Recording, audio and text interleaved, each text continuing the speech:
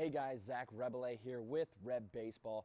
Today I'm going to talk to you about fielding a ground ball with your hands, what your hands need to do to better prepare yourself to catch this ground ball. We're not going to go over footwork today, that'll be in the next video. We're not going to go over positioning with our feet, that'll be in the next video. But today we're going to go over what our hands need to do to be the most successful. Let's get into it. Okay, so first off, we're going to get on our knees here. We're going to get our knees shoulder width apart so we're in a good athletic stance, okay? This is the drill that everybody sees that Ron Washington does, where your hands are on your knees and you're working your hands.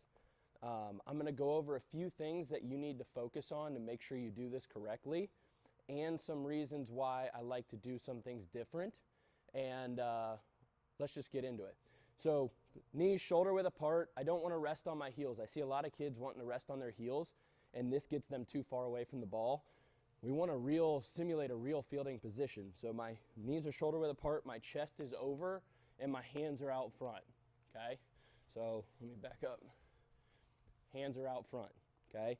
This ball, we want to do one hoppers and rollers. We'll start out with rollers, okay? We want our glove tilted down, okay? If you see this positioning, I want a little bit of downward tilt. I don't want to get too flat, because then this ball can't roll in, and worse off, when it's bouncing, you don't have as much space for this ball to go into your glove. If my glove's tilted, it can bounce in. If my glove's flat, it has to bounce over the front of my glove and then perfectly into the basket, instead of being able to just hop wherever I need it to hop into, okay? So we definitely need a little bit of tilt. We're gonna have this hand up top. This hand is mostly to protect my face. I never got hit in the face my entire life, because this hand was always here and my butt was low, right? When I'm in a real fielding position, and my hand was in front of my face. If it took a bad hop, it was gonna hit me in the hand. If it took a really bad hop, it was gonna bounce over my head. When you get into trouble is when your butt's up in the air and your face is too high, and this hand can't protect your face, and this ball is gonna come up and hit you right in the nose, okay? So if you do the fielding positions correctly, you shouldn't get hit in the face ever. The only time is possibly on a backhand or a forehand where the ball kicks back towards you and you don't have that hand over the top. A normal ground ball, you shouldn't get hit in the face, you should get hit in the fingers. So our hand's right here to protect our face, okay? It's not super close in here to trap the ball. I'm still catching the ball with my glove. This hand's here. Then I reach in to transfer, okay? It's not trying to trap it. If I get my hand in there too fast, I might break my fingers, okay? So we're not trying to trap the ball. We're catching the ball. If it rattles around or rolls up, yes, I'm gonna put my hand in there and stop it. But I'm not trying to trap the ball in there. I'm catching it with my glove, that's what we have it for, and then I come in and transfer, okay? So this is good positioning here. We have our hands out front, so we have space to maneuver. If I get them too far back in here, I have nowhere to adjust in case it does take a bad hop or whatever happens, okay? I want my hands out front. I see it better that way, okay? Hands out front, I see it better that way, and I'm gonna push through this ball, okay? I wanna stay down through this ball here, okay? Stay through it, and I wanna stay flat on the same path, okay? The reason I wanna stay on the same path as this ball is because it gives me this many chances to catch it. Here, here, here, here, here, here, here, okay? If I come across, I only have one chance to catch it,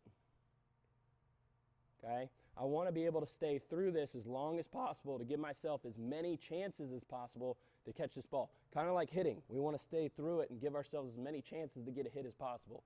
Same thing in fielding, okay? So everybody talks about pushing through, push through, catch, then I transfer, roll it back to my partner, okay? He's about 4 foot away from me. Catch, push through, roll it back to my partner.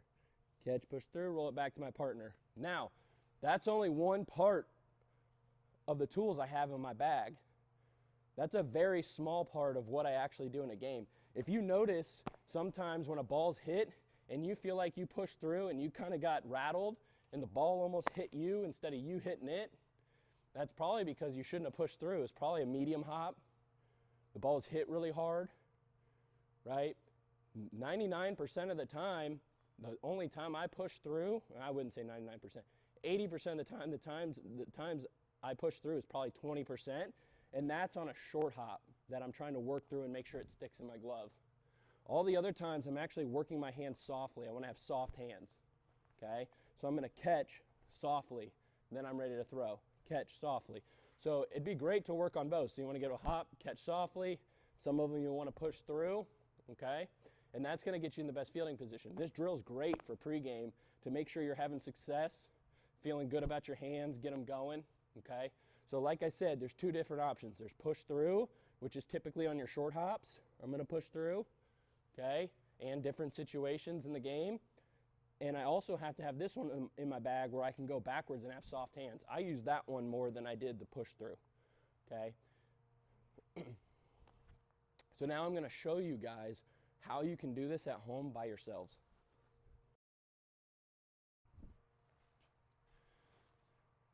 Okay, so now this is a great drill to do when you're by yourself.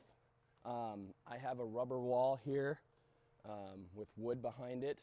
So this is our indoor facility, so we can do things like this. Don't do this against your garage with a real baseball. You can get a softer ball or a super ball and throw it off a brick wall and work on the same stuff.